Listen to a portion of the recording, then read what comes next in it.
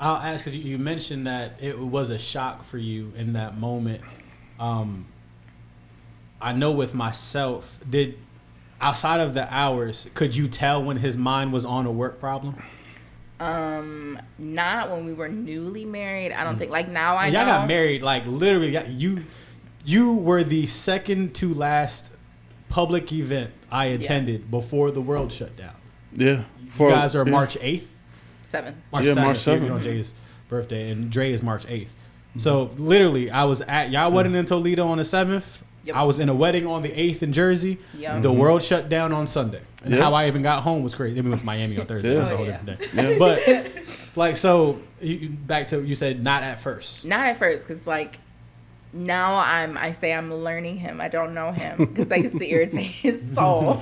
But I'm learning him. So at the time, it was hard to tell, like, are you in work mode? Like, how deep in work mode are you? Like, oh, I just broke your focus.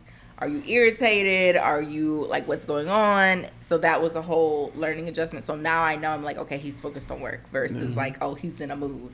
Where back then I was like, what did I do wrong? It's just time for you to get off. It's easy to internalize those things. Yes, exactly. And I was. For context for the viewer, too, where she says the whole, like, I'm learning him versus I know. It's a little bit of a pet peeve of mine. Okay, because they have no idea what you're talking about. Makes sense. It's a little bit of a pet peeve of mine because we've been married, 3 years? Mm-hmm. I think it takes a long time to actually get to know someone, like decades worth of time. Like you're constantly getting to know someone better and better each day, and that's great. We grow closer and closer each day. And, of course, you need to know somebody to a certain degree before you marry them, of course. But, like, it always annoyed me slightly when someone be like, I know you. Like, I know you. And then they got that attitude, like, you don't know me. I'm a changing, dynamic individual. Makes you, like, instantly defensive. Yeah. Yes. You don't know like, me. you don't know me? What do you see? That's going to get you into trouble. You thinking you know me, that I do something that you don't, didn't expect. That would purposely do something. Exactly. Yeah. And now you think this ain't me. It's me. Yeah. You just didn't know that part. Feel me? Like, anyway. So I changed it. That's about, and you did. It's great, but they didn't know that. So I wanted to say. Makes sense. I want to say that. I've been having a great time with this podcast. What you saw was the same Gerald I would see in meetings when we would make fun of him. I challenged that. I'm like, I know you. I challenged that. That's exactly what he did. Did you know this? Like, no, that's not even true. Yep. But man. From that, I'll direct the question towards my wife and the same thought process because you had a little different of a vantage point. Yeah. We had already been married. I got into tech around. We moved here in 2016. We got married in 2015. And I probably started pursuing tech in like January, February of 2017.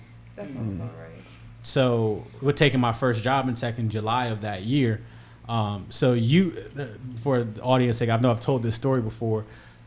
Leah went from a place where, or we both went from a place where I'm working, installing a cable, like a very like physically strenuous job. But he was able to come home on lunch, and I was able to make him lunch. I had spend time together. Super autonomous schedule to where, and then wasn't no GPSs in my truck, so like I can just kind of move and be about. And there's a theme in my life, but like I find ways to get really good at my job and efficient at my job, and how I'm gonna spend my time between that job. I'm gonna choose. So like for those things, it's just like I'd be able to make pit stops. Okay, I've taken this job near the house. I could swing back around. But as I got down here, and I've told that story. I don't know if I've told you the story.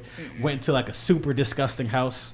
The most oh my Lord, I still have dreams about that house. And I made a decision right there. I said, I can't do this anymore. I have to find a different way. My next house put me on to tech. And then literally like a week later is when Mason came to me like, hey, G's running the boot camp. And the rest is history past that point. But when I left that job, I was delivering water. It was terrible. I love him, but he was terrible at it, and he knows it. I was so bad at that job.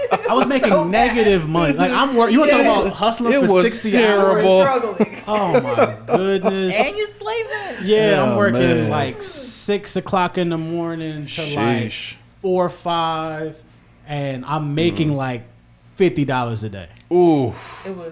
It was so bad. That's why honestly it was so easy to quit, because I'm just like, dog, like if I'm making $100, like I could Uber Eats my way into this save money and then use the time that I have on the other way. So we had to have conversations after me and G had a conversation about, hey, you got to, if you want this focus up, you can go get it. What was that focus up period like for you? Like 0 dark 30. Like he was not available. Like if he had to work, he would work, and then he'd do his studies, and that's all he would do. Like I had to let him be. I didn't bother him. He came out to go to the bathroom to eat. That's about it. Then he went back and studied, and that was my life for a few weeks. How did that feel though? Like you said, that was a few weeks. Yeah. How did that feel for you? Like, how was that you trying to support him through that? It was difficult. It was difficult because I can be a very needy person. And so... No. What? So, not really having access to him as much, on top of the fact that it can get a little lonely when somebody is doing that much stuff behind a closed door and you don't have access to them. It's valid. It's valid. If there's anything I could say or I hope really helped that moment was kind of knowing that time period was coming. So it was just like, look, I'm just not going to disappear. I'm letting you know I'm going to have to disappear. That was important. Yeah. So I need you to be upfront about what you need.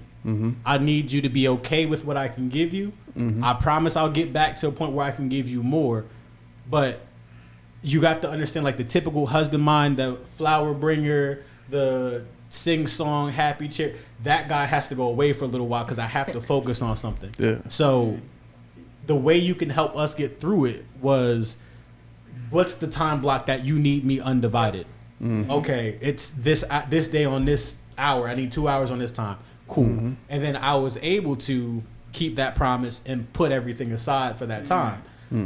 But if there's anything I can be appreciative of those times was, if it was 6 to 8 on Friday, that's our time. Cool. 8 o'clock come, I might have got a slight puppy eye. Like, man, really, you don't got a little more time? Yeah, exactly. But she didn't press and peg. She would just say, okay, I have my time. That's good. Yeah. And that's what made it so that the understandable, next time it's just like, all right, I'm not going to get guilted into more time. I'm not going to get guilted into moving away because she saw the vision of where, because like you go from making negative money. The process. Yeah. I had to learn to trust the process.